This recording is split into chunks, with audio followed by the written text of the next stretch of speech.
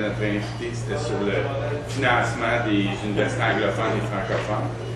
Alors, la bataille des deux méga-hôpitaux, ça a été très largement escamoté. Ici, à la Société Saint-Jean-Baptiste, il y a 4 ans, il y a eu une première tentative de lancer le débat où on avait une douzaine d'intervenants dans le milieu de la santé.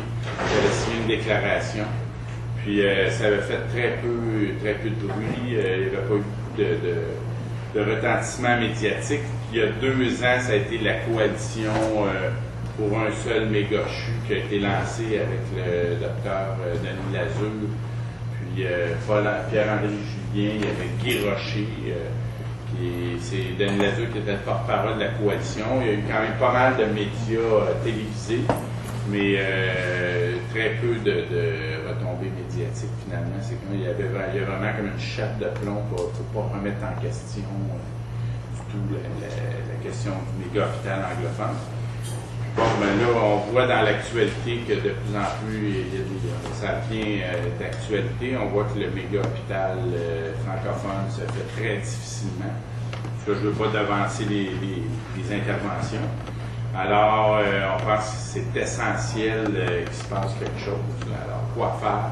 C'est un peu l'objectif de la rencontre ce soir avec différents intervenants, René Boulanger et Patrick Bourgeois, qui sont du journal Le Québécois, qui interviennent dans plusieurs dossiers. M. Paul Clich, qui est au nom du recrutement Coalition pour un Québec des régions. C'est ça. Coalition pour un Québec des régions. Robert Laplante, qui a écrit dernièrement un article assez retentissant dans le Devoir sur les deux méga-hôpitaux. Il est intervenu fréquemment, c'est le directeur de la revue d'Action nationale. Éric Sabourin, qui a fait... Patrick Sabourin... On ne voit pas si souvent, je pense. Patrick Sabourin, qui était lui aussi parmi les premiers conférenciers au Jeudi d'Alan, qui a fait des études sur le financement des universités anglophones et francophones, sur l'exode des médecins, particulièrement à l'Université McGill. Frédéric Lacroix, qui est aussi un finissant de l'Université McGill, qui s'est spécialisé, entre autres, dans ses intérêts, dans ses loisirs sur le financement des universités, sur l'exode des médecins. Donc, c'est un spécialiste du domaine. Donc, on peut peut-être commencer, ça résume un peu l'historique du dossier. Je pense que les premiers problèmes sont apparus sous le régime libéral, je pense, avec Daniel Johnson. Ensuite, le Parti québécois, M. Parizeau, a autorisé des études de faisabilité pour le méga-hôpital de l'Université McGill. Donc, ça a cheminé tranquillement pas vite. Mais il y a eu plusieurs débats sur le site, mais il n'y a pas eu vraiment de débat sur l'opportunité d'avoir un ou 2 méga-hôpitaux et est-ce que ça doit être nécessairement des hôpitaux séparés linguistiquement. Je ne sais pas s'il y a des intervenants qui veulent démarrer. Bon, moi, je vais juste expliquer un petit peu, moi, ce qui m'a... Je ne sais pas réveillé par... Ok, d'accord. Ce dossier-là, ça fait déjà un bout de temps que je le suis, comme bien du monde sont intéressés à la question politique ou à la question nationale. Dernièrement, il y a eu la lettre de M. Robert Laplante qui était assez incisive, qui posait une question fondamentale, c'est que ce projet-là existe d'abord et avant tout parce qu'il y a un phénomène de ségrégation raciale à Montréal. En fait, c'est de la ségrégation linguistique. Puis, on se base sur ces principes-là pour développer des institutions qui n'ont aucun rapport avec nos besoins. Ça c'est la première chose. Moi, ce qui m'a un petit peu aiguillé ce dossier-là, c'est sûr, il y a la question d'injustice par rapport à la communauté anglophone, qui est à peu près 10% de la population, et qui va avoir plus de la moitié des budgets des nouvelles implantations en santé à Montréal. Il y a aussi l'appauvrissement constant dans les régions par rapport je veux dire, au système de santé qui est toujours en crise, toi, que les libéraux le disent. Puis plutôt que d'essayer de régler ce problème-là en santé de façon globale, Mais là, on y va à la pièce en suivant des projets qui ont été initiés par les petits amis du régime. Alors ça, déjà, il y a un scandale là. Il y a aussi un autre scandale qui est le fait que c'est en pure perte. Mais ça, c'est nos amis du mouvement Montréal français l'ont bien établi, c'est-à-dire qu'on met sur pied des institutions pour former des médecins qui vont aller travailler à l'étranger. Déjà en partant, c'est une situation tout à fait coloniale. Ce qui, moi, m'a beaucoup, là, je veux dire, interpellé, puis ce qui m'angoisse presque, c'est le fait que, je veux dire, on est dans une nouvelle réalité à Montréal qui fait que depuis 2 ans, le nombre de francophones à Montréal, maintenant, il est passé sur la barre des 50%, on va être minoritaire de plus en plus sur l'île de Montréal par rapport à de nouveaux habitants. Et traditionnellement, je veux dire, les institutions anglophones ont servi beaucoup à créer ce qu'on appelle artificiellement une communauté séparée de nous. Si on regarde, il y a une étude de Pierre Drouilly dans un livre qui s'appelle L'Espace social de Montréal, qui explique bien qu'après la crise du pouvoir par le Parti québécois, l'exode des anglophones, qui était à hauteur de 250 000 anglophones qui ont quitté Montréal, et finalement, ça a fait comme un trou béant, je dis, sur l'île de Montréal, ça a été comblé par une nouvelle immigration. Cette nouvelle immigration-là, c'est l'enjeu fondamental à Montréal. Il y a un phénomène de diglossie, c'est-à-dire 2 langues sur un même territoire. Puis ceux qui vont trancher la question, c'est les nouveaux arrivants sur l'île de Montréal. Mais ça, la question, moi qui me tarabiscote, c'est que peu importe n'importe quelle loi 101, peu importe les manifestations de bonne volonté, peu importe les appels du pied, du coude ou de camaraderie, ce sont les institutions, je veux dire, qui vont forger l'avenir de Montréal. Puis si on développe des institutions anglophones qui finalement vont devenir prédominantes, fait que Montréal, ça va peut-être être une ville française, mais avec les institutions anglophones qui sont totalement prédominantes, on va créer automatiquement une nouvelle communauté anglophone à Montréal qui va être tout à fait artificielle. Puis M. Rochelot aussi, qui est mon bon ami, qui était membre du Bloc québécois, qui était député, il a beaucoup travaillé sur la notion de Nation Building de la part du Canada anglais. Puis c'est une notion le Nation Building a été beaucoup, comment je pourrais dire ça, employé dans la région de l'Outaouais après les années 70, parce que la région de l'Outaouais, c'était une région à peu près favorable à l'indépendance. C'est la région de l'Outaouais qui a élu le premier député noir à l'Assemblée nationale, qui s'appelait Jean Alfred. C'est une région ouvrière qui ressemblait un petit peu à des régions ressources, comme chez Koutimi, tout ça. Alors, au fil des ans, il y a eu une colonisation de l'Outaouais par toutes sortes d'interventions fédérales qui ont installé des édifices fédéraux, qui ont implanté des fonctionnaires fédéraux anglophones, ce qui fait que l'Outaouais, aujourd'hui, c'est une région imprenable pour la pensée nationaliste. C'est-à-dire qu'il y a plein de nationalistes en Outaouais, mais c'est une région qui est imprenable. C'est une région qui pratiquement qui a été annexée à Ottawa. Alors maintenant, si on laisse faire ça dans l'ouest de Montréal, puis l'ouest de Montréal, c'est pas juste l'ouest de Montréal, parce qu'il y a ce qu'on appelle dans Montréal des enclaves néo-anglophones, parce que c'est l'échec de la bataille de Saint-Léonard. On sait qu'à Saint-Léonard, toutes les communautés italiennes, tout ça, qui ont gardé leurs enfants à l'école anglaise, c'est devenu des communautés anglophones. Fait que donc, ça ressemble beaucoup à la Palestine, c'est-à-dire qu'une ville nominalement française, avec plein de trous anglophones un peu partout, mais l'Ouest, il y a comme une zone incertaine, je veux dire, c'est pas joué encore, mais si on implante des institutions qui vont aller, je veux dire, comment je pourrais dire ça, qui vont aspirer, là, je veux dire, tous les nouveaux arrivants dans une culture, je veux dire, puis dans aussi un mode de vie qui est tout à fait étranger au nôtre.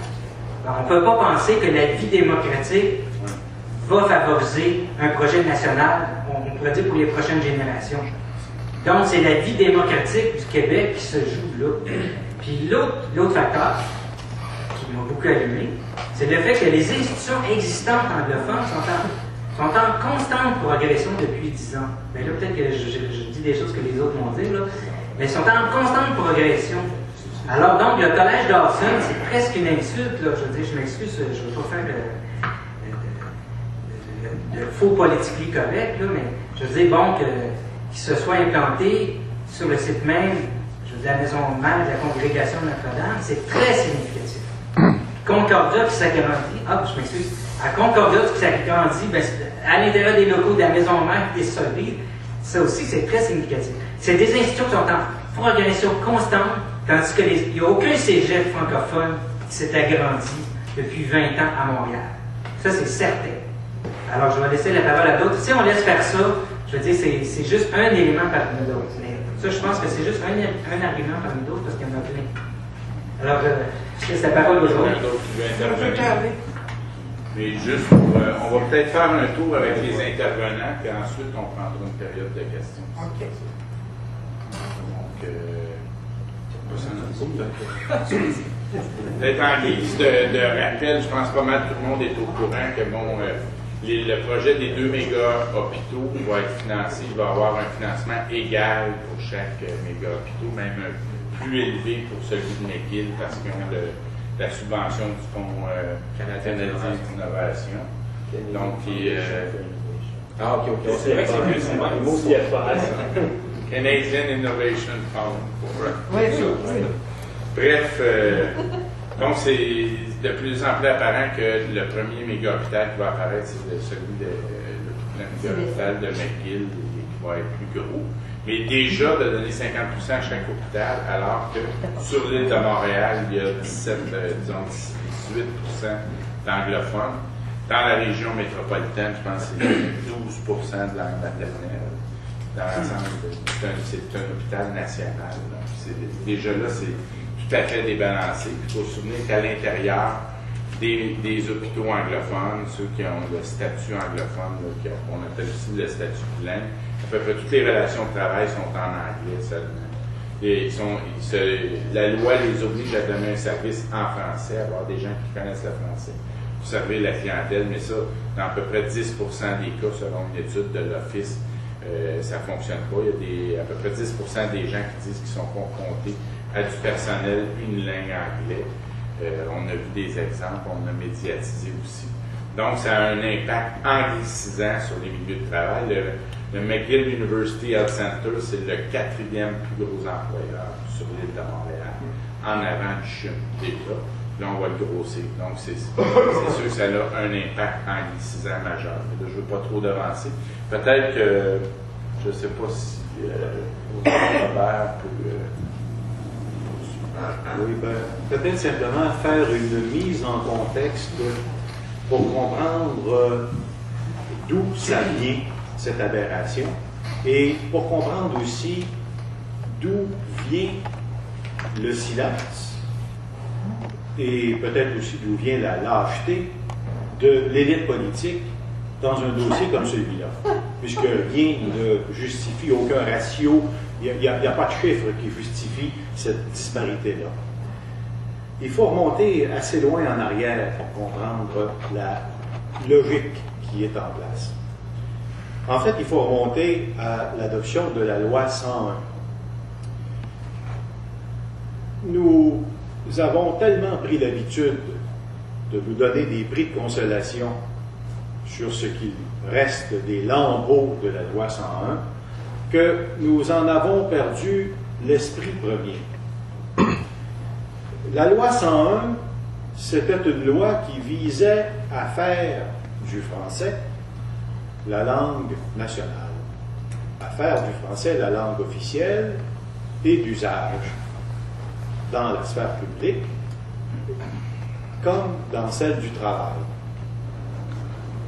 Mais si vous vous reportez aux discussions de l'époque, et si vous vous reportez au livre blanc sur la culture, si vous vous reportez aux échanges que le docteur Lorrain a tenus à l'Assemblée nationale et sur les multiples tribunes, il y a une chose de fondamentale qui a glissé au fil des ans, et cela très rapidement, en fait, dès le premier jugement qui a commencé à rogner la loi 101, c'est que la loi 101, ce n'était que le premier geste d'affirmation de la majorité française sur le territoire du Québec. la conséquence normale et logique de l'adoption de la loi 101, ça aurait dû être le réaménagement des rapports majorité-minorité sur l'ensemble du Québec. Donc, une reconfiguration des institutions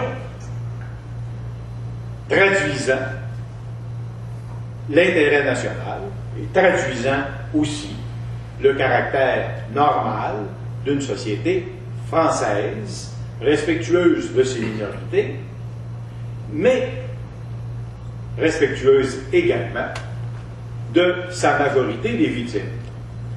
La reconfiguration des institutions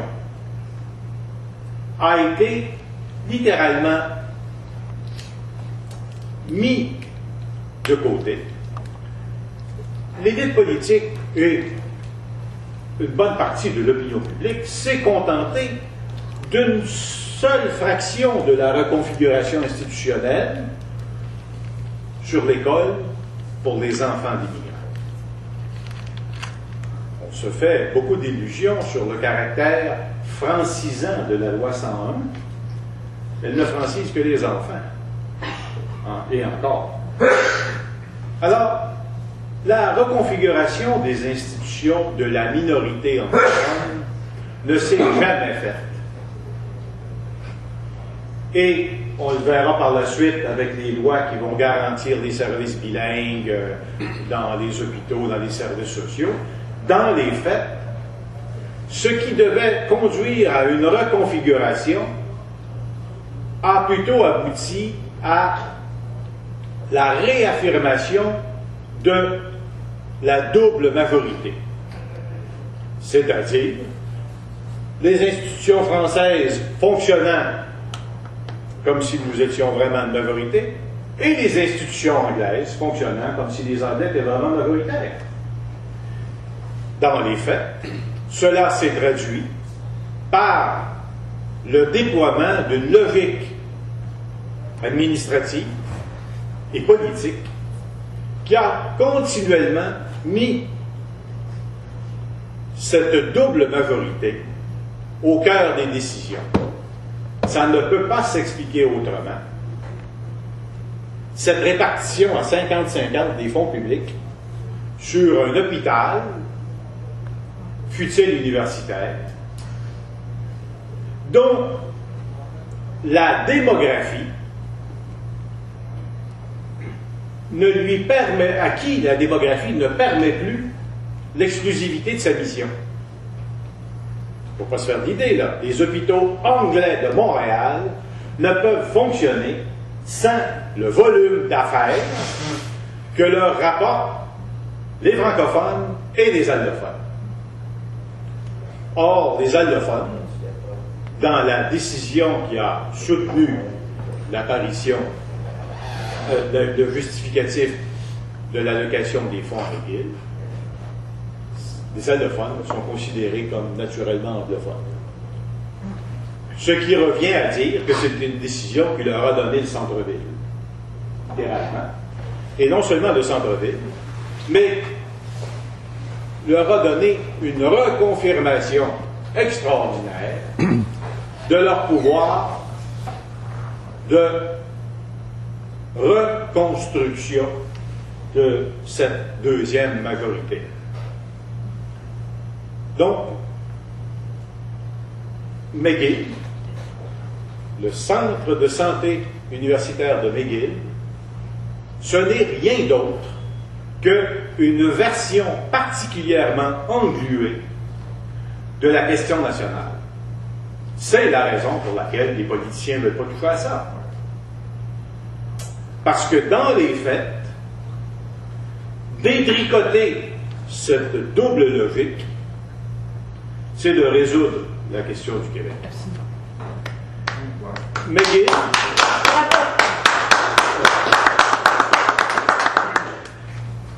McGill, qui se targue d'être une université de classe mondiale, Mme Heather Bloom le répète à satiété, ne ratant non plus jamais une occasion de condescendre à considérer les universités francophones comme appartenant à une autre sphère, celle des universités régionales.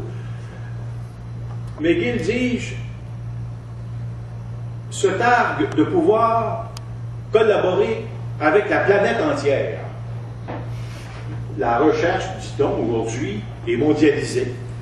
Les universitaires, les laboratoires, les équipes de recherche, ça fonctionne, particulièrement grâce à Internet maintenant, ça fonctionne de manière internationale. McGill se targue de pouvoir faire ça avec tout le monde sur la planète, mais pas avec l'Université de Montréal. On ne pourrait pas avoir un seul méga hôpital à Montréal parce que là, ce serait une collaboration vraiment trop compliquée. Tellement compliquée, en fait, que on ne pourrait pas véritablement continuer de faire ce qu'on fait, c'est-à-dire non seulement d'exporter des médecins formés à McGill vers le marché américain et vers le marché canadien, mais plus fondamentalement, continuer à fonctionner d'une manière à réduire au plus strict minimum les échanges entre l'Université McGill, les hôpitaux anglophones et l'administration publique québécoise. S'il n'y avait qu'un seul hôpital, la langue de l'administration, ce serait le français. Never under French rules. C'était la devise des orangistes.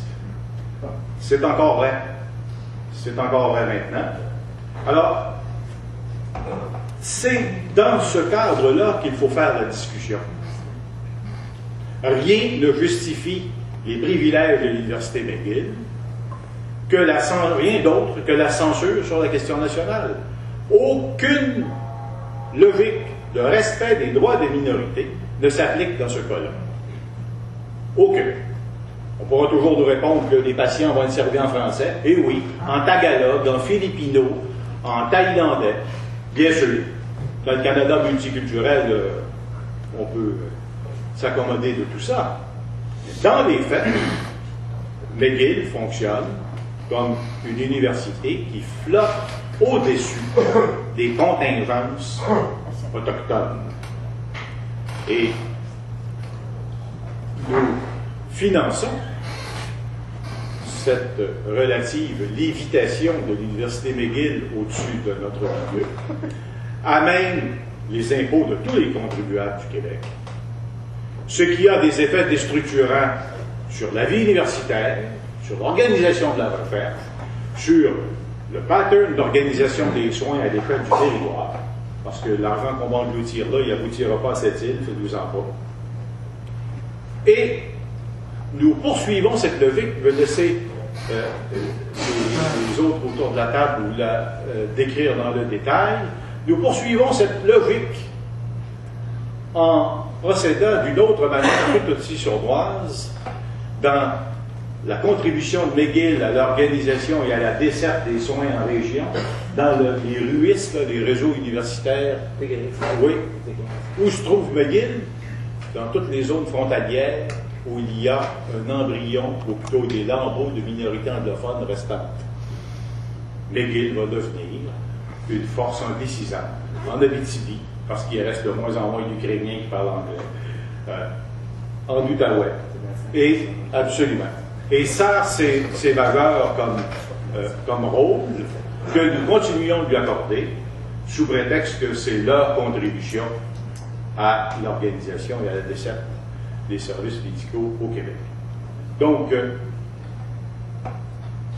si les politiciens font de la petite politique avec McGill, c'est essentiellement parce qu'ils ne sont plus capables de prendre la question nationale à bras-le-corps. C'est dommage. C'est juste temporaire, parce que la question nationale, elle ne disparaîtra pas. Et elle sera peut-être encore un peu plus obscène quand nous aurons un centre de santé universitaire de McGill florissant et une annexe préfabriquée en arrière pour la médecine francophone.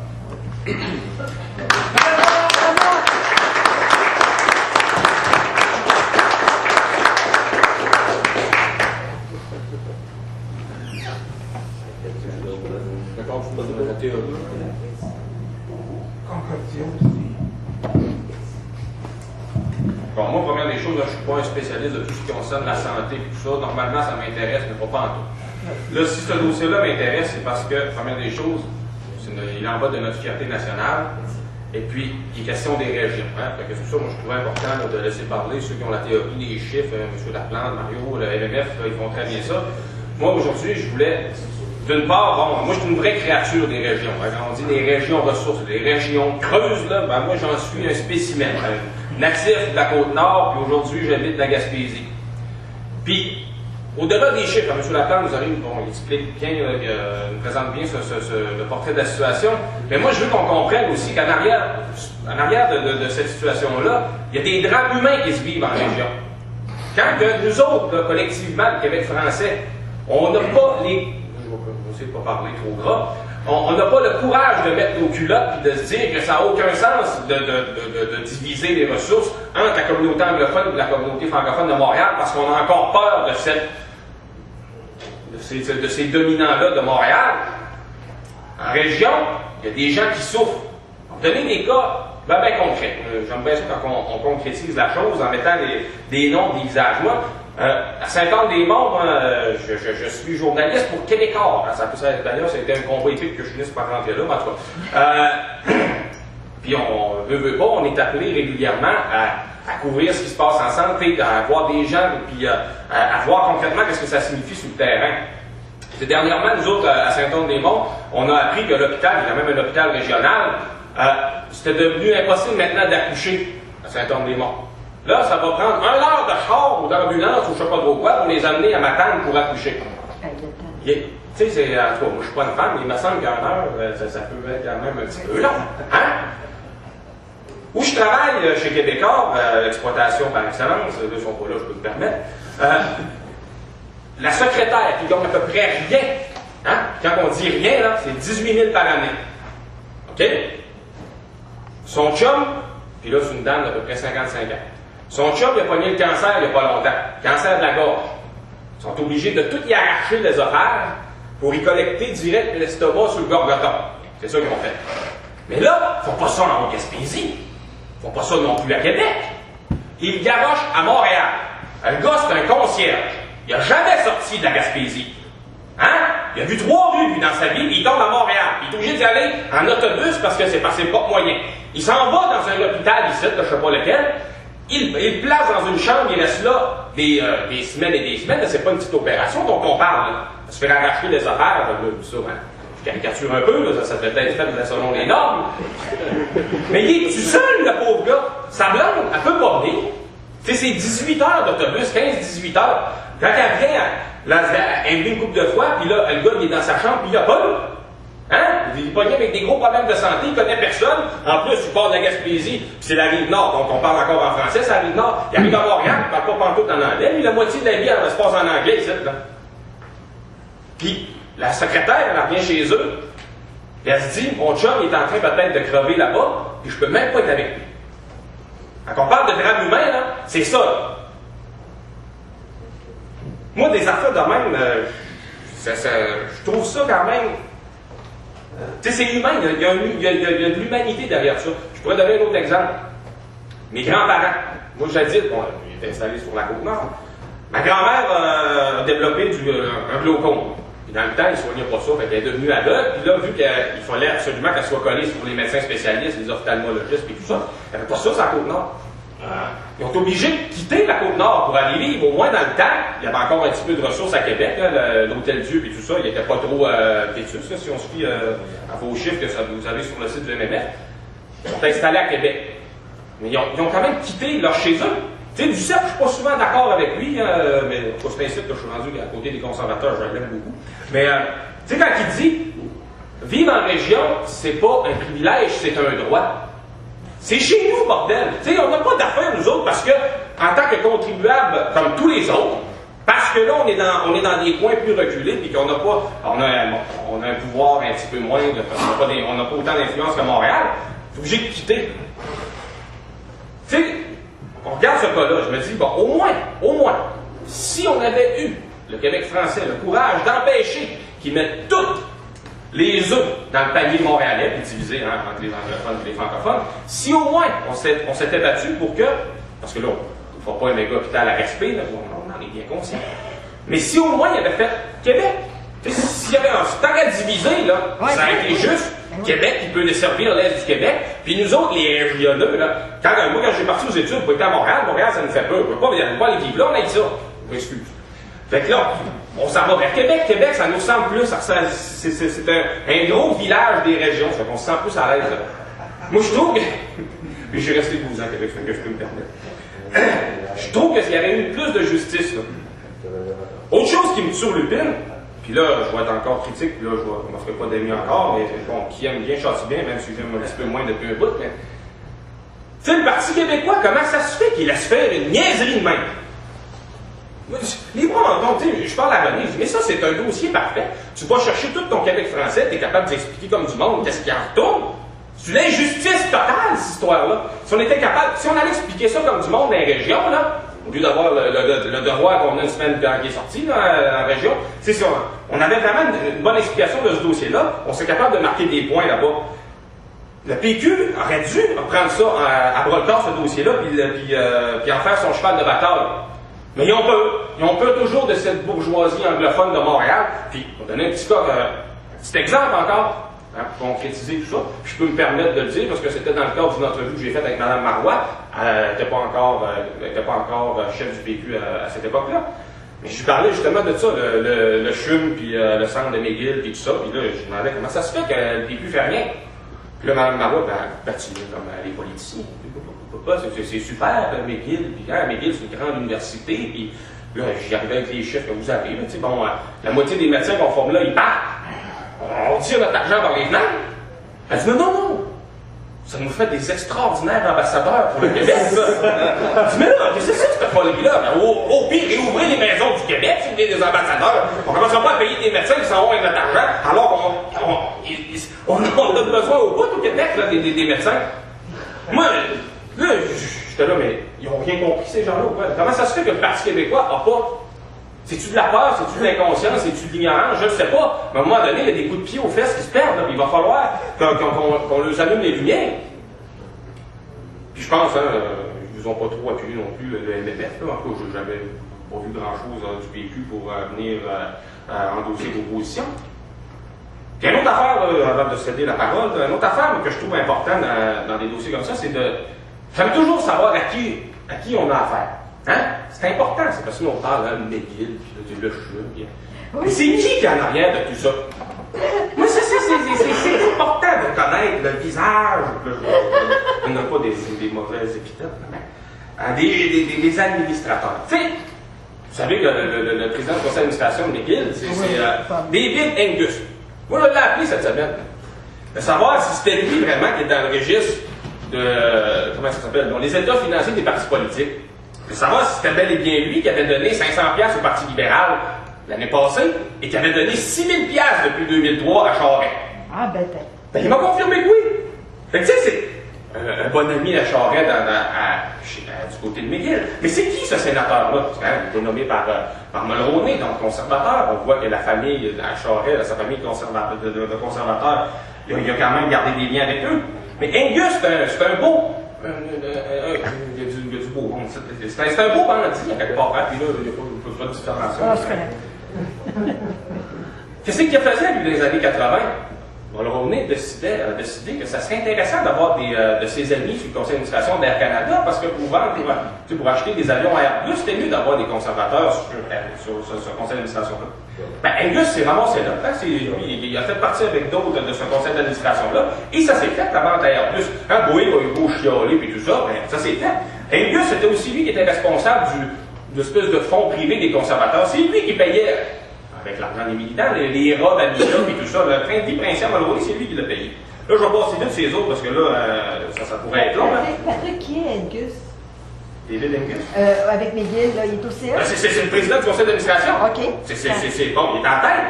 Mais il est aussi du côté de la fondation privée qui finance McGill. Puis du côté de la fondation, ben, tu as Michel Vénat, tu as Robert Calling, lui, Michel Vénat, vous le reconnaissez, le conseil d'unité canadien.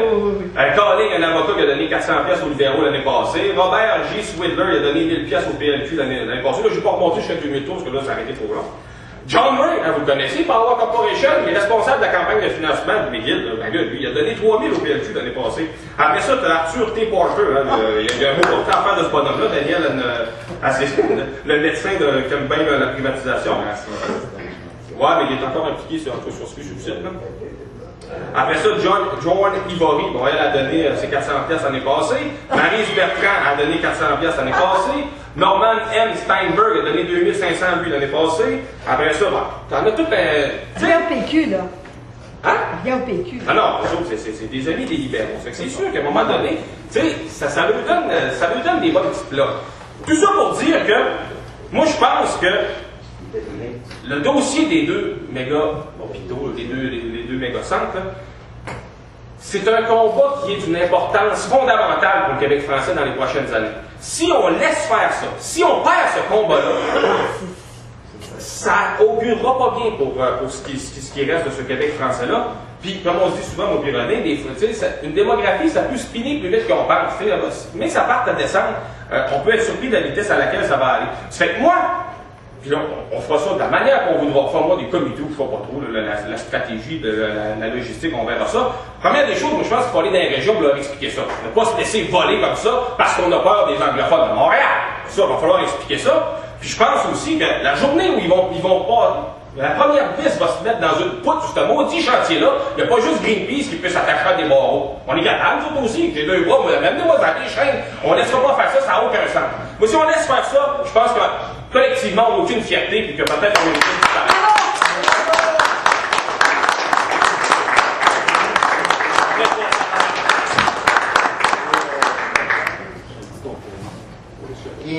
On va peut-être parler du Québec avec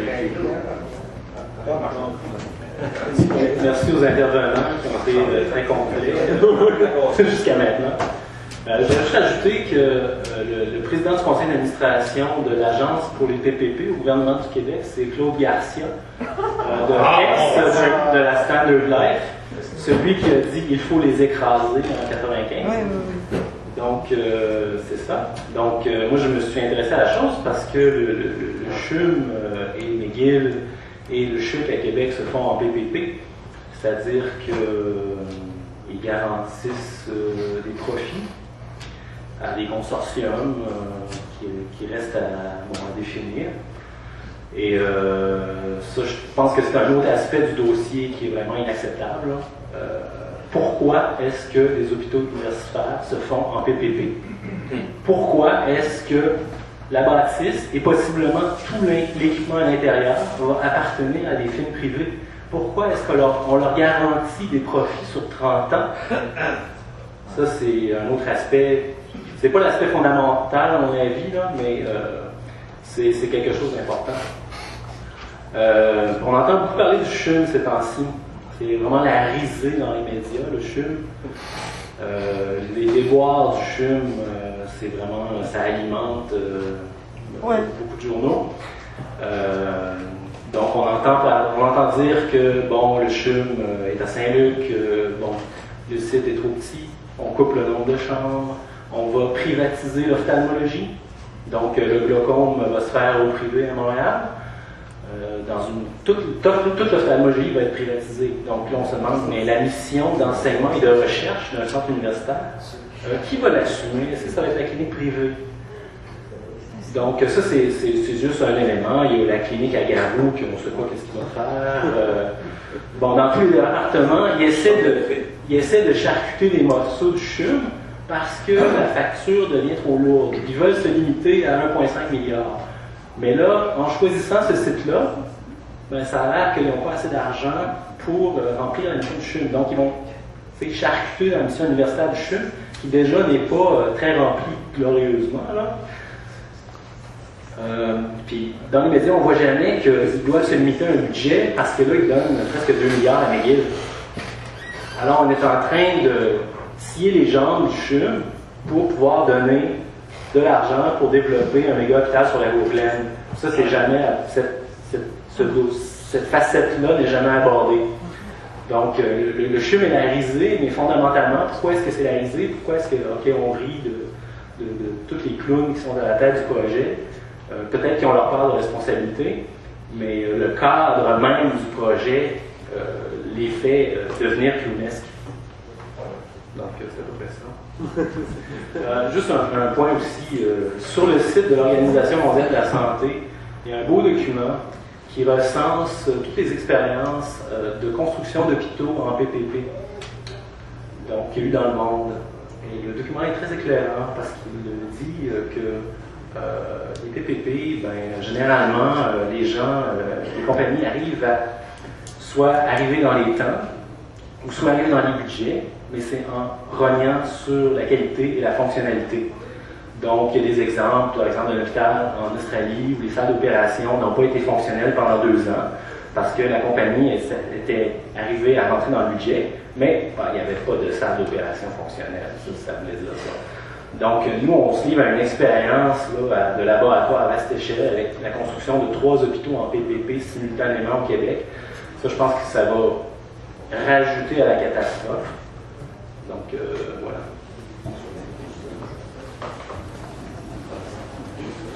Rien à dire. C'est trop complet. Semblait que j'ai quand même des petits compléments d'information, peut-être, pour fournir. Il y a M. Bourgeois tout à l'heure qui parlait de la démographie à Montréal. Et je peux vous dire que stratégiquement, pour les anglophones, depuis 30 ans, probablement plus de 30 ans, un problème pour la démographie des anglophones, c'est que les anglophones très scolarisés quittent le Québec pour aller au Canada anglais ou aux États-Unis. Et eux, ils ont besoin, pour maintenir leur poids démographique, de garder ces gens-là hautement scolarisés. Et je vous apprends rien en vous disant que la discipline de l'avenir, c'est vraiment la santé, les biotechnologies. Et c'est ce que McGill va faire avec le cours Glenn, c'est développer un gros complexe de santé, haute technologie, qui va demander de la main-d'œuvre très qualifiée. Et ça va être une manière pour eux de retenir leur main-d'œuvre et en fait de freiner l'exode. Il fait vraiment souffrir au niveau du poids démographique. Là, si vous voyez, dans les années 70, c'était 16%, peut-être, ça a diminué jusqu'à 8,4%. Là, ça commence. Et là, ce qu'on voit dernièrement, c'est que là, ils ont réussi à freiner un peu. Ça a recommencé à augmenter. Et si là, on crée des institutions qui peuvent absorber les anglophones scolarisés, et bien là, ça va se remettre à augmenter plus drastiquement. Donc, stratégiquement, pour les anglophones, ce projet-là est extrêmement important. Ça va leur revitaliser leur communauté à fond. Ça va leur permettre d'intégrer une bonne quantité d'allophones aussi, des chercheurs de calibre mondial qui vont venir s'installer au MUC, travailler en anglais, aller rester dans Notre-Dame-de-Grâce et jamais parler en français. Moi, je suis étudiant à McGill, là, j'en connais plein. Des profs qui sont ici depuis 25 ans, qui ne parlent pas français, c'est monnaie courante. C'est pas une fable, ça existe. C'est vrai et c'est commun. Donc ça, c'est le point sur l'exode des anglophones. L'autre chose, c'est juste pour structurer, en fait c'est déjà structuré, mais je veux juste vous dire que moi j'ai toujours vu ça, ce projet-là comme une aberration sous 3 volets. C'est un problème là, sous 3 volets. Il y a le volet national que M. Laflamme décrit à la perfection. C'est une aberration linguistique nationale, ça n'a aucun sens sous cet aspect-là. C'est aussi une aberration économique, pour les raisons qu'on a mentionnées à propos des régions. Donc, ça a aussi été bien écrit. C'est aussi une aberration médicale. Dans une population vieillissante, des problèmes de hanche, des os qui brisent. Donc, on a besoin, c'est des CHSLD, des soins à la maison. C'est pas des soins, c'est pas une première ligne dont on a besoin, c'est pas des soins de 3e ligne. Et là, on s'en va investir massivement dans les soins de 3e ligne. Alors, c'est une aberration vraiment sur 3 aspects. J'y vais en vrac, là. Mais l'autre chose que je voulais vous dire, c'est qu'il n'est pas trop tard. Nous, on a commencé à s'intéresser à ce dossier-là il y a plus de 3 ans. Et là, on nous disait, il est trop tard, c'est commencé, il est trop tard. Non, il n'est pas trop tard. C'est encore temps de reculer. Même s'il y a 300 millions de dollars dépensés, c'est un projet qui va coûter en tout, les 2 méga-hôpitaux ensemble, ça va dépasser les 5 milliards. Là. Il n'est pas trop tard. 300 millions comparé à 5 milliards, c'est rien. Il est encore temps de reculer, il faut le marteler. La cour Glenn, les gens disent, McGill, c'est déjà commencé. Non, la cour Glenn est vide. C'est à plat. Il n'y a rien sur la cour Glenn. Non, c'est très juste. Vous le reteniez, là, il part trop tard. Et je vais finir mon intervention avec une anecdote. Là. Une belle, en fait, c'est un complément à l'anecdote de Patrick Bourgeois, puisque moi aussi j'ai entendu parler de Marois il n'y a pas très longtemps sur les Ouais, moi, j'ai des anecdotes. Je pense c'est ça. Et en fait, c'est que lors de la fête nationale, le 24 juin dernier, le président de la Société Saint-Jean-Baptiste, M. Jean Dorion, a fait une allocution à l'Hôtel de Ville où il a dénoncé le double projet des deux CHU. Il a dit clairement que c'était un problème, que c'était injuste, et que deux, pour la langue de travail, c'est une aberration. On allait créer un CHU anglais, où la langue de travail c'est l'anglais, c'est angliciser des immigrants, etc. Et il a dénoncé ça fermement et clairement. Il a dit, tout le monde était là, il a dit, je ne peux pas dire que je suis partisan, je vous dénonce tous. C'est parti dans les mains du Parti québécois, c'est parti dans les mains des libéraux, c'est parti dans toutes les mains. Donc je vous dénonce tous. C'est pas partisan. Et là, Pauline Marois a pris la parole après, c'est pour montrer un peu le manque de perspective qu'on a au point de vue côté du politique. Pauline Marois a dit, M. Dorion, je suis de celles qui ont approuvé ce projet et je peux vous garantir que le Parti québécois va tout faire pour que la langue de travail à McGill soit le français. Et moi, j'ai McGill, je peux vous dire que la langue de travail à McGill ne sera jamais le français. C'est impossible. Il faut vraiment vivre sur notre planète pour faire ça. Et je pense qu'il y a un problème, il y a un manque de courage, évident, 90%, mais aussi un manque de perspective. On ne sait pas comment ça fonctionne dans cette institution-là. On vit sous l'idée que McGill, c'est extraordinaire, c'est du génie, mais on ne sait pas comment ça se fonctionne dans la vie de tous les jours. Le temps de travail, comment ça fonctionne, les hiérarchies, les conseils d'administration, qui sont totalement dominés par les anglophones, les francophones. Il y a toujours, je vous dis par expérience personnelle, à McGill, il y a toujours un francophone de service. Quand il y a un problème, là, il y en a toujours un, pas loin. Nous, quand on est sortis il y a maintenant 2 ans, avec le Dr Lazur, la coalition existe depuis quand même 2-3 ans. Et le Dr Lazur, quand on a fait une conférence de presse il y a 2 ans, McGill avait le président de la Fédération des médecins résidents du Québec. Il ne s'est jamais identifié comme étant de McGill, mais lui, il est sorti, c'est le président de la Fédération des médecins résidents du Québec. Il a dit que c'était terrible ce qu'on disait, on était vraiment raciste, xénophobe, etc. Mais lui, c'était un résident de McGill. Là. Donc, il y a toujours un francophone sous la main, faire semblant qu'ils sont plus français qu'un francophone, finalement. Alors, c'était ma liste d'épicerie. Maintenant, passé d'abord à M. Clich, je ne l'ai pas encore parlé. Oui. Ouais.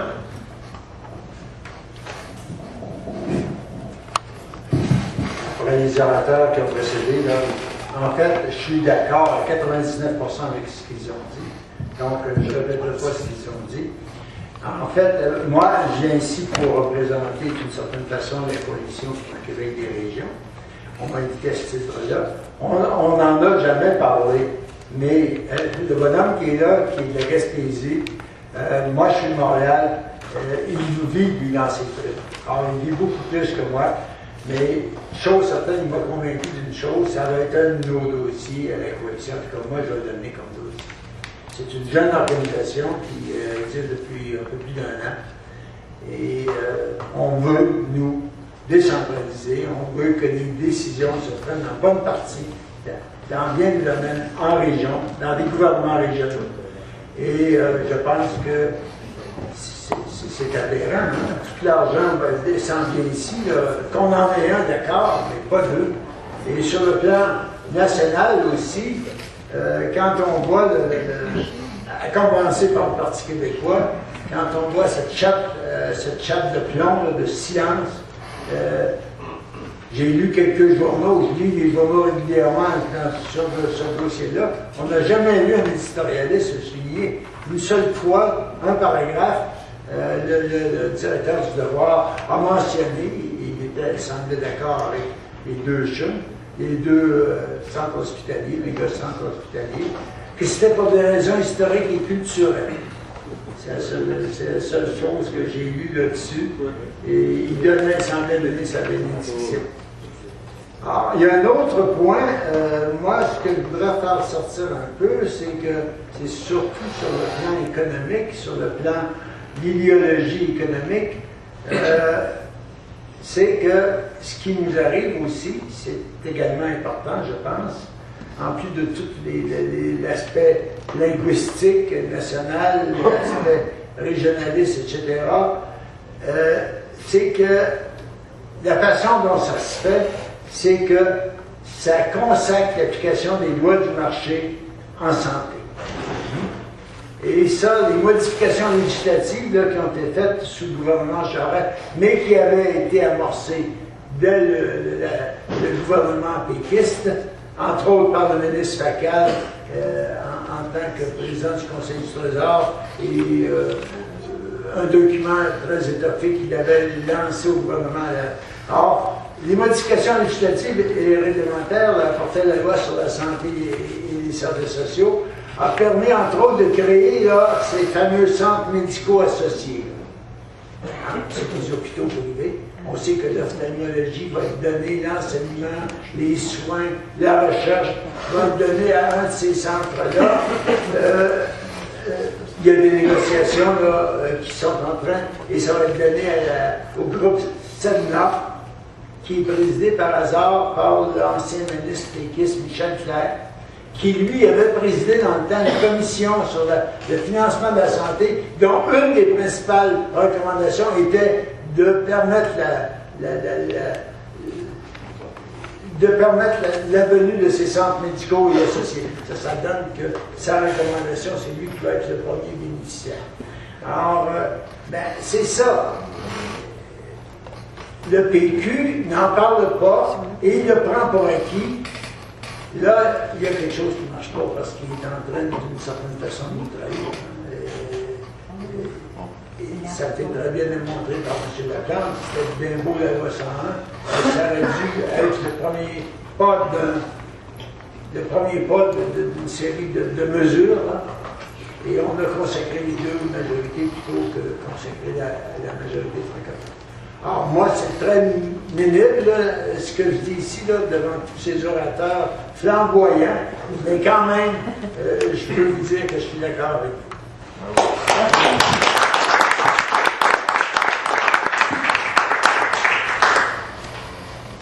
Je ferais peut-être un complément sur un aspect qu'on n'a peut-être pas suffisamment abordé.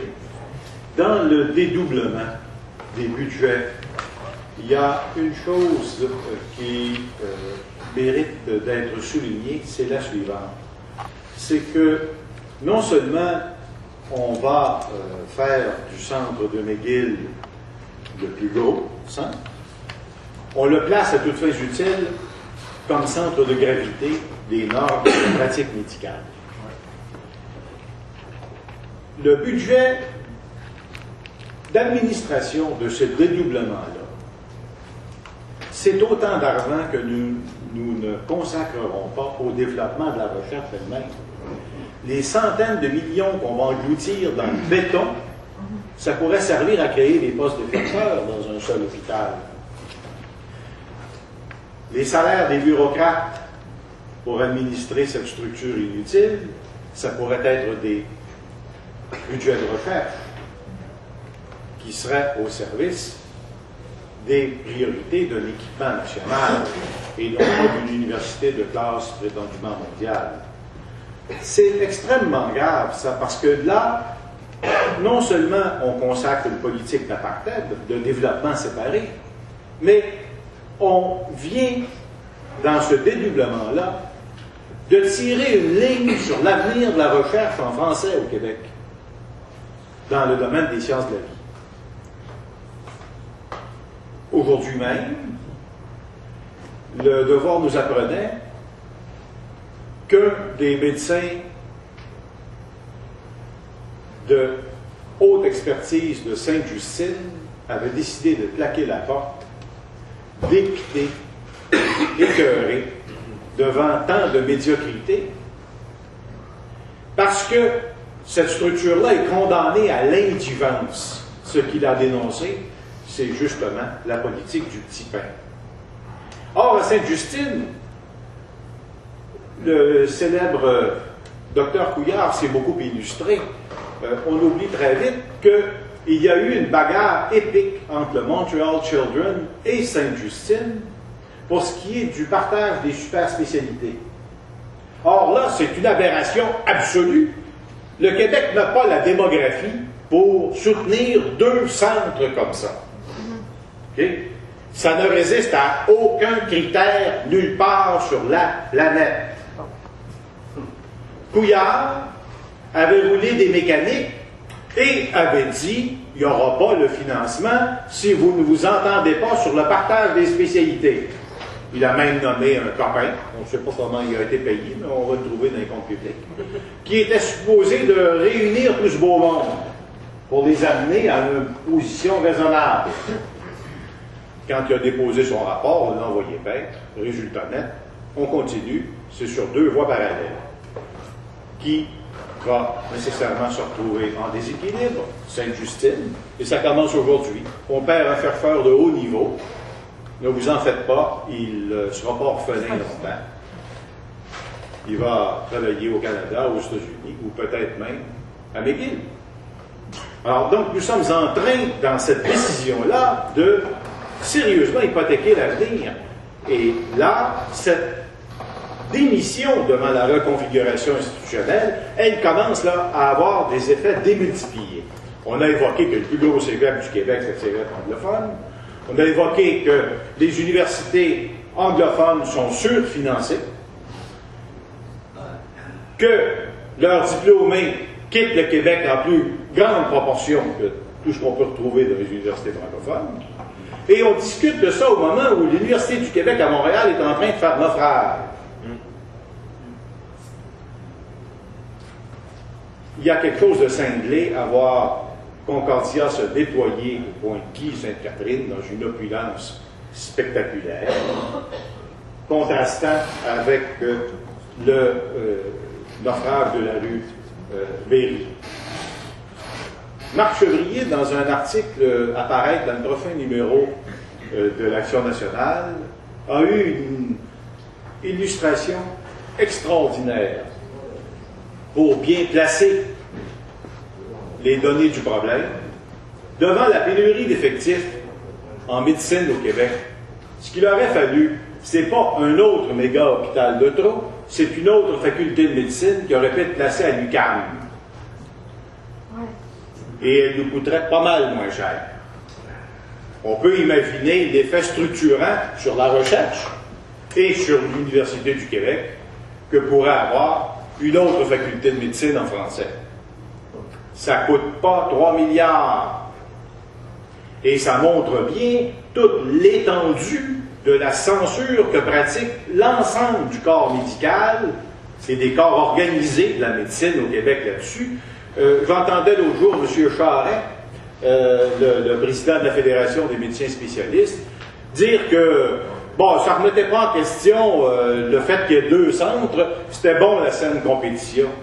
Mon œil, on va payer 3 milliards pour qu'il ait l'impression d'être en compétition avec McGill, alors qu'il pourrait très bien l'être avec Harvard ou Columbia ou n'importe qui d'autre. C'est une aberration, c'est une défilade en fait. Alors donc, c'est pas seulement la question de la santé qui est en jeu, c'est toute la configuration institutionnelle. Et dans ce cas-ci, l'avenir de la recherche et de la médecine francophone, qui va, dans la configuration actuelle, passer sous la domination complète de l'anglosphère. Et c'est bien ce qu'a compris la Fondation canadienne pour l'innovation quand elle a décidé de voter pour que ça se passe à McGill. Et non seulement la Fondation canadienne de l'innovation a fait ses choix, le grand capital a fait ses choix. McGill ne manquera pas de la contribution du milieu pour financer son affaire. Or, on entend de temps en temps un petit entrefilet pour nous dire que dans le budget du CHUM, tout ratatine, et il va quand même, en plus de ça, rester à trouver les 200 millions que le milieu doit lever, parce que le 200 millions, il ne vient pas. Alors là, écoutez, à un moment donné, il faut appeler un chat un chat.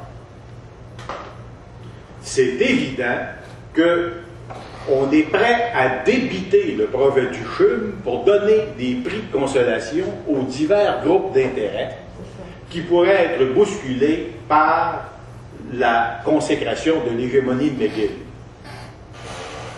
Rien d'autre.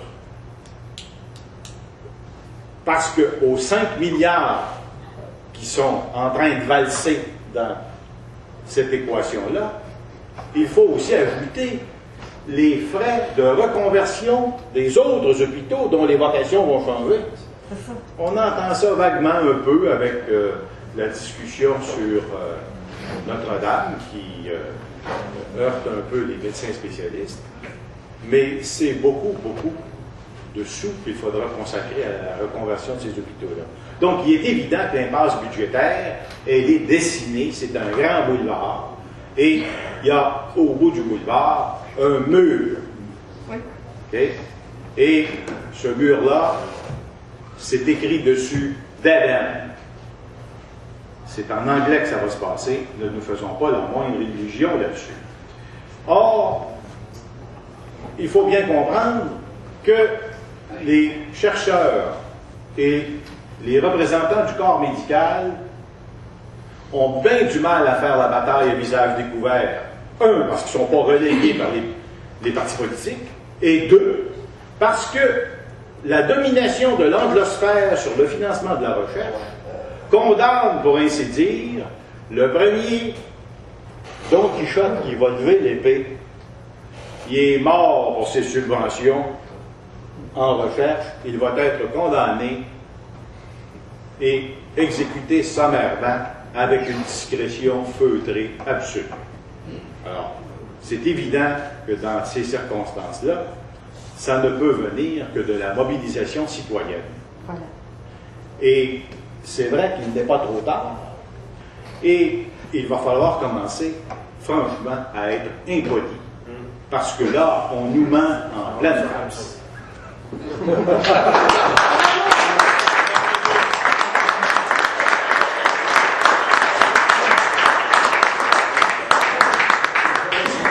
avait un autre invité, non? On a un autre Monsieur Kadir, le seul médecin qui est prononcé.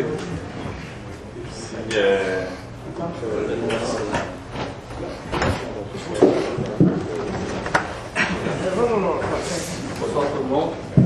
Désolé de tout tard.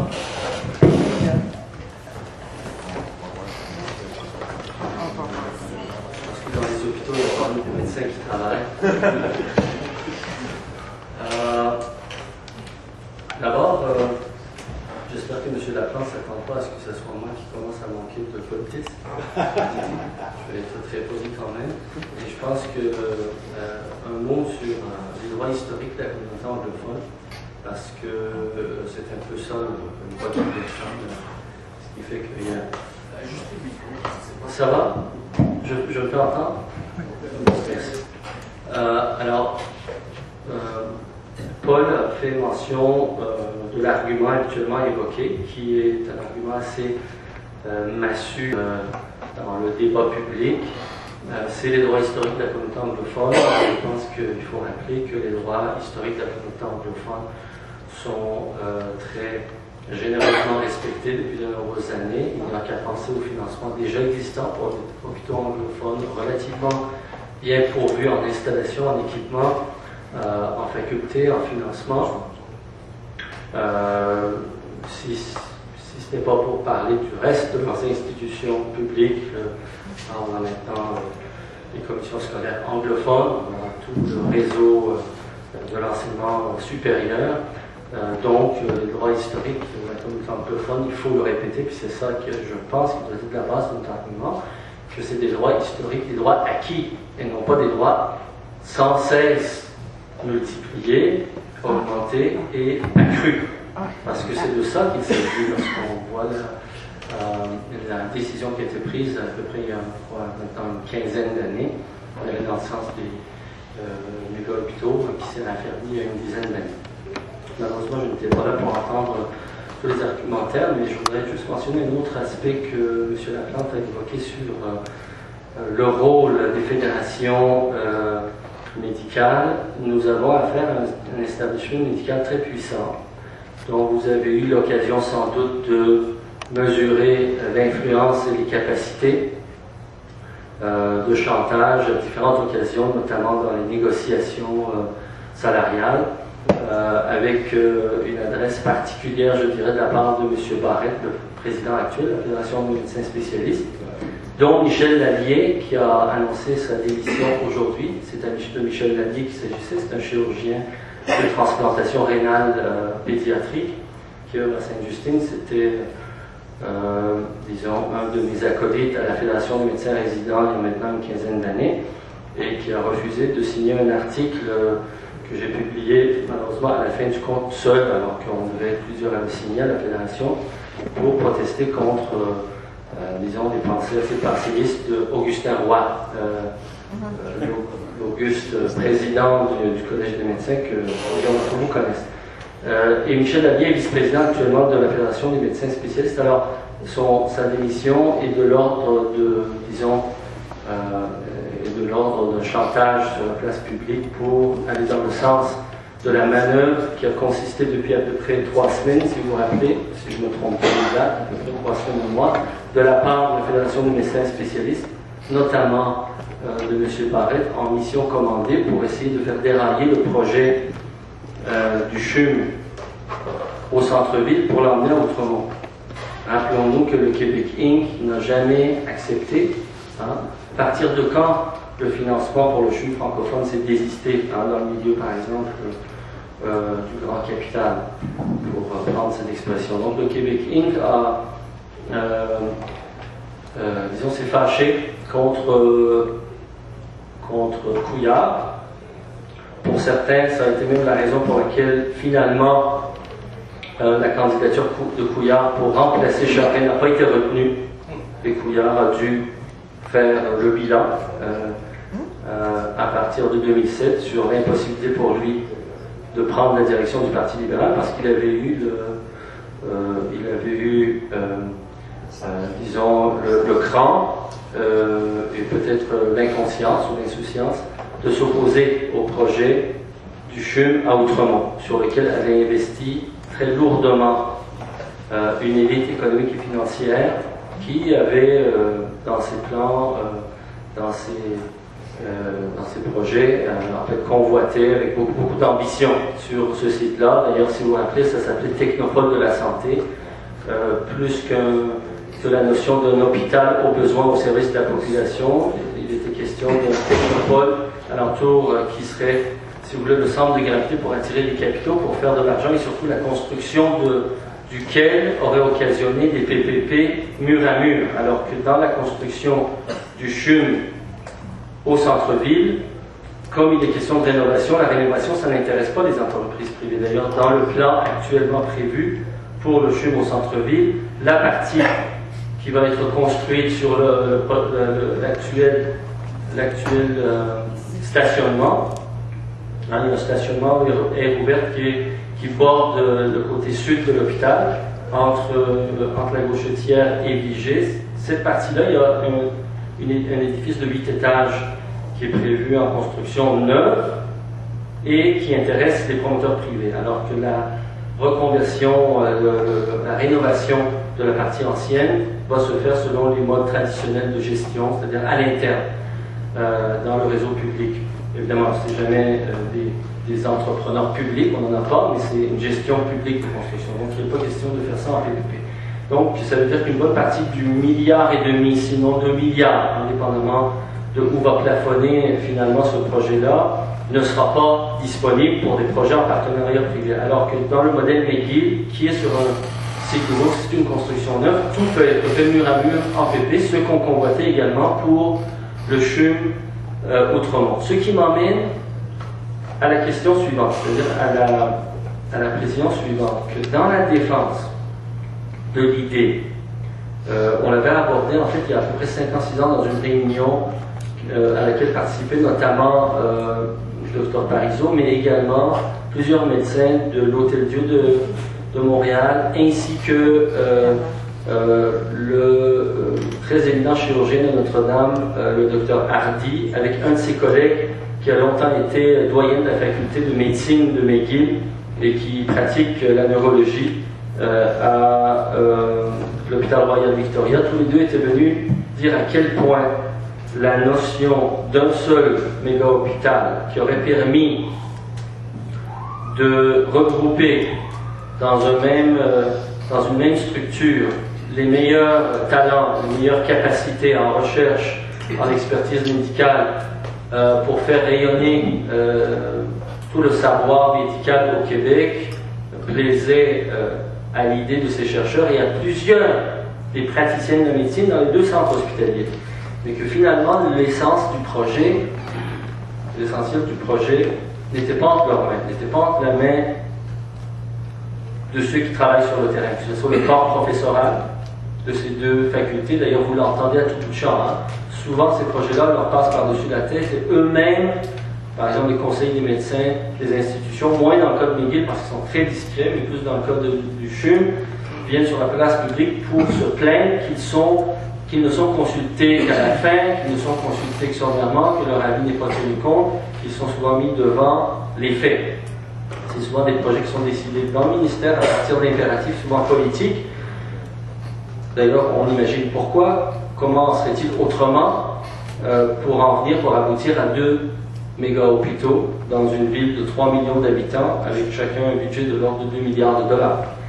Donc, c'est des impératifs politiques qui font qu'on est devant ce dilemme-là aujourd'hui. Mais on ne pourra pas opposer une défense adéquate de l'idée d'un seul hôpital si, au préalable, pour ce qui est du CHUM, dans le débat actuel sur la localisation du CHUM, sa finalité dernière, le nombre de lits par exemple, la manière dont ce projet-là doit répondre aux besoins de la population, aux besoins disons, médicaux, plus qu'aux impératifs budgétaires, on n'a pas déjà disons qu'on n'a pas établi une base d'entente dans les initiatives citoyennes qui veulent intervenir dans ce débat-là.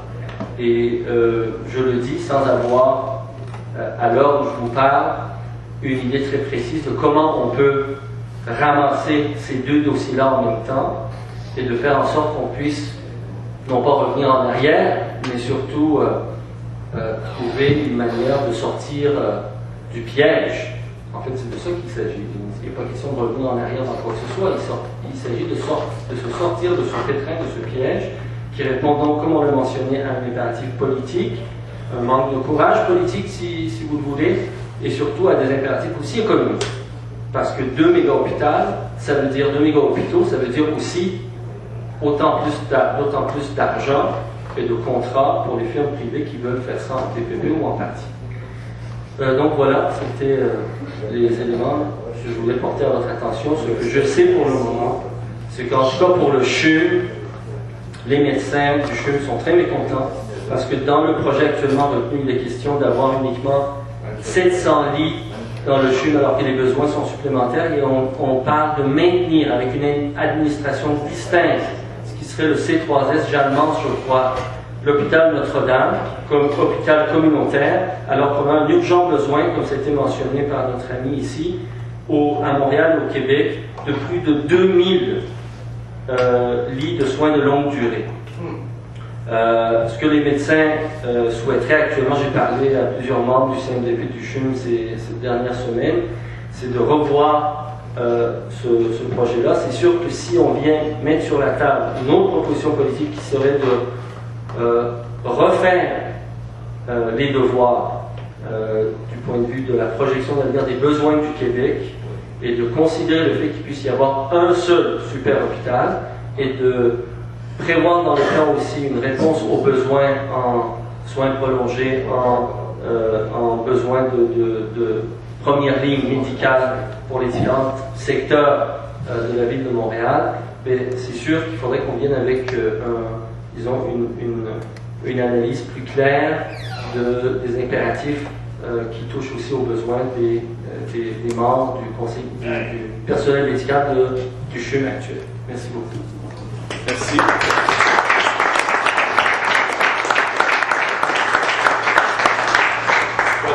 Peut-être rapidement, le temps file, on a parlé un peu des différents enjeux. On voulait aussi pouvoir parler des pistes d'action, parce que si on veut avoir un impact, on a parlé d'utiliser l'argument économique, de le diffuser dans les régions.